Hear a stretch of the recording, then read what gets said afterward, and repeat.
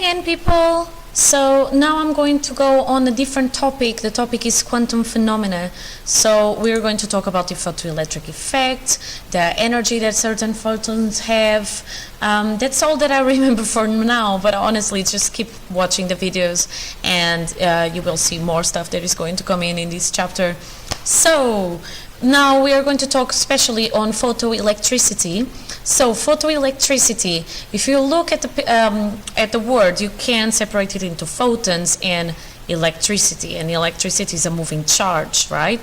So we can get the photoelectricity or get the photoelectric effect when we have electrons that are emitted from the surface of a metal when electromagnetic radiation, photons, above a certain frequency is directed at the metal.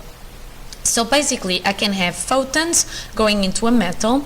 They hit the electrons that make up the metal. They can give them enough energy for them, so they need to be above a certain frequency, which means above a certain energy. They can make that those electrons actually leave the surface of the metal, and those electrons will be called a photoelectron, because it's an electron that is leaving, that was set free by a photon, okay? So that's photoelectricity.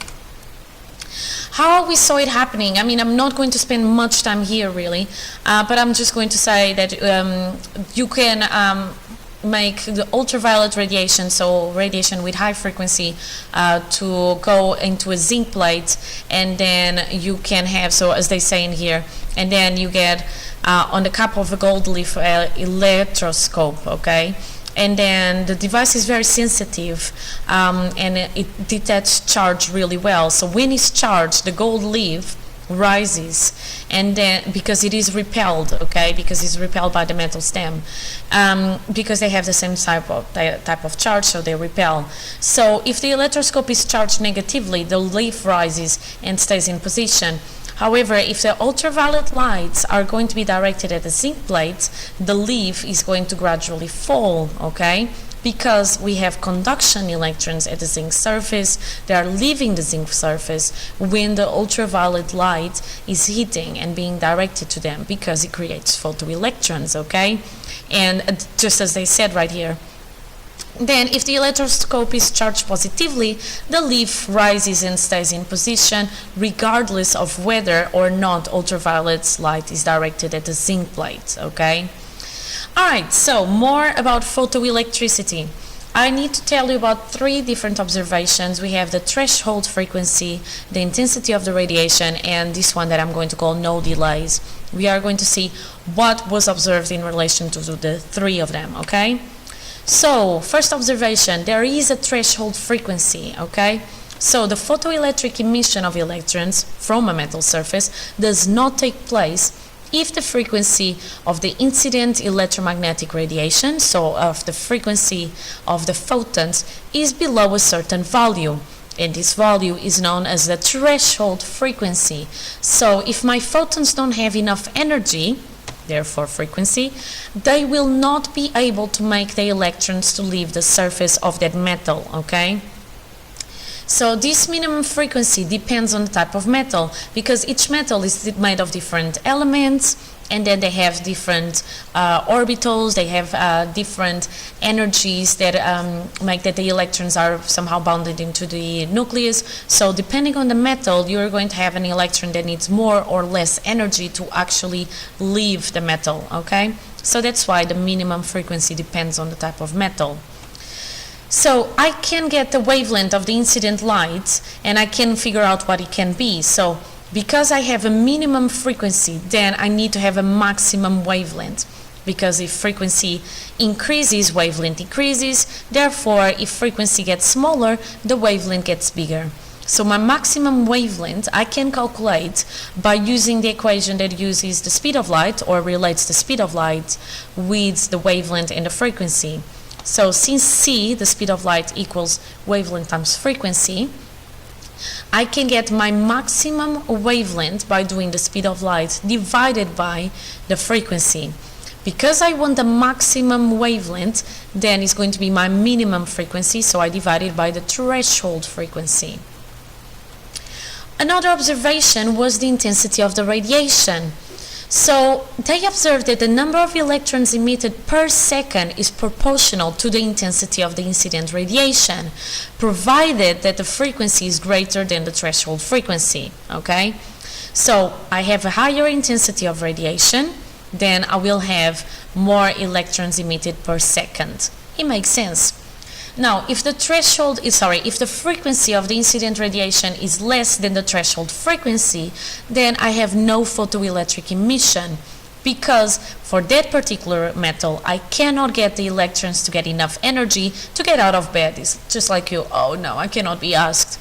So if it's not enough frequency, the electrons will not leave the surface, okay?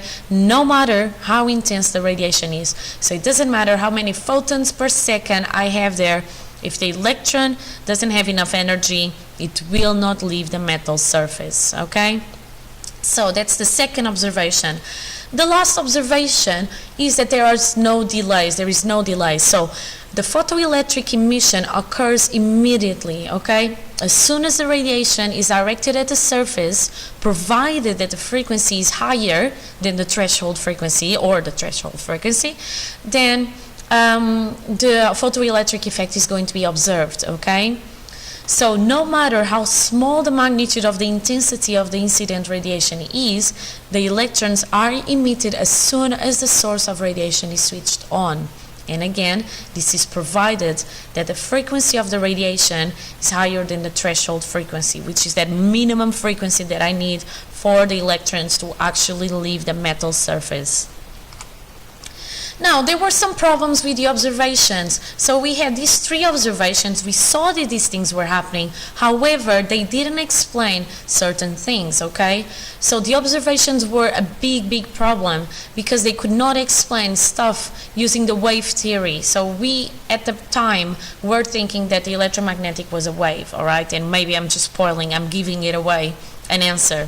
But anyway, so at the time, people thought, okay, we have this wave theory of electromagnetic radiation, does not explain what I'm observing now.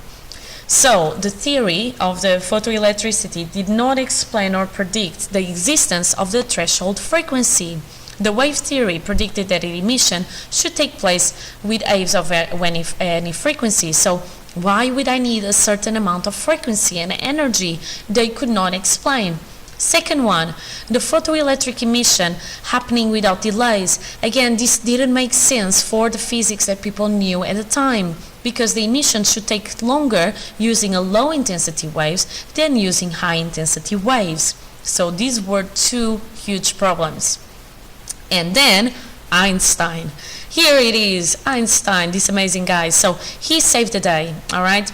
So Einstein said, guys, light is going to be composed of wave packets or photons, and each photon is going to have a certain energy that is going to be hf, okay? So the energy of the photon, energy in joules, equals to h, the Planck's constant, which is always a constant, so it's always the same number. So it's 6.63 times 10 to the power of minus 34 joules second, times the frequency of the photon. And frequency, I didn't put here, but the units are second minus 1 or hertz. So energy is going to be joules times second minus 1. So second minus 1 and second cancel each other out, so I get energy in joules. Now, since the speed of light equals the wavelength times the frequency, then this energy is going to be hc over the lambda, the wavelength, because I have that energy is going to be, sorry, I wanted energy, yes, sorry. So I'm going to rearrange this formula for F, which is C over lambda. So energy is going to be the Planck's constant times C over lambda. Sorry, I was looking at two things at the same time. So Einstein saves the day, part 1.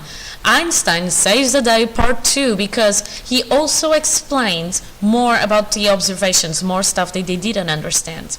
So, to explain the photoelectric effect or photoelectricity, Einstein said that when the light is incident on a metal surface, an electron at the surface absorbs a single photon, no more than one photon, and is going to gain energy that is equal to h times f, so Planck's constant times the frequency of that photon.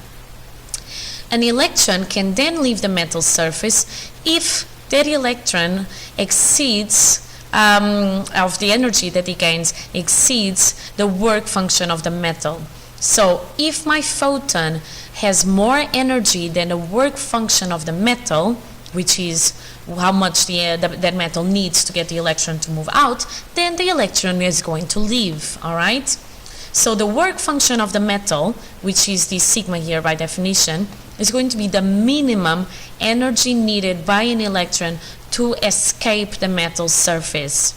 And those of you that are my students at the moment, you know that you had to give this exact definition in your exams to get full marks. If you wouldn't say minimum or escape or leave the metal surface, then you would not get the marks. So Einstein really made this to be understood using that light is a wave but a particle as well. I can get the electrons to get one single photon, and then if that photon has enough energy, then the electron will leave, and that energy that I need is known as the work function of the metal, which is typical of that particular metal. So don't forget that one electron absorbs one photon only, okay? This is very important to understand why, as you increase the intensity of the radiation, if the threshold frequency is not met, then no electrons are going to leave the surface. And guess what? Einstein saves the day again, because Einstein is so amazing. So, what did he say? He said the maximum kinetic energy of the electron, so the electron that leaves the surface, is going to be AK max, so kinetic energy maximum, equals HF minus the work function, okay? So, it gives me that the energy that I would need from that photon for me to be able to leave is going to be the kinetic energy plus the work function, okay? So if the electron needs a minimum of kinetic energy, so I could put this as a 0, so it tells me that the energy that I need is the work function if I want an electron to leave the surface, okay? So emission can take place from a surface at 0 potential, provided that the kinetic energy is bigger than 0, or then that HF is bigger than the work function.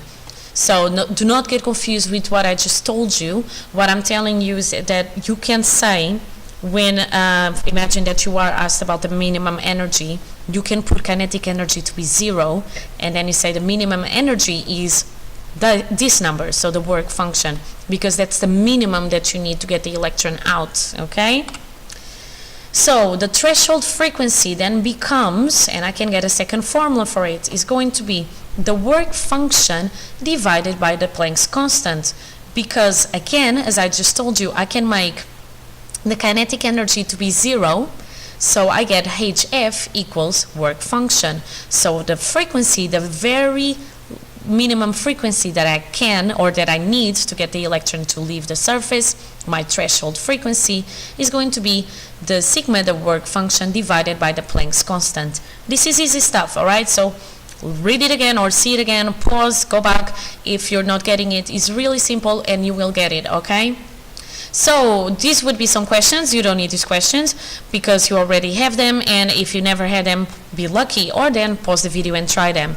So that's all for the photoelectric effect, at least for today. I'm going to tell you more things, but not today. So take care, guys. Bye.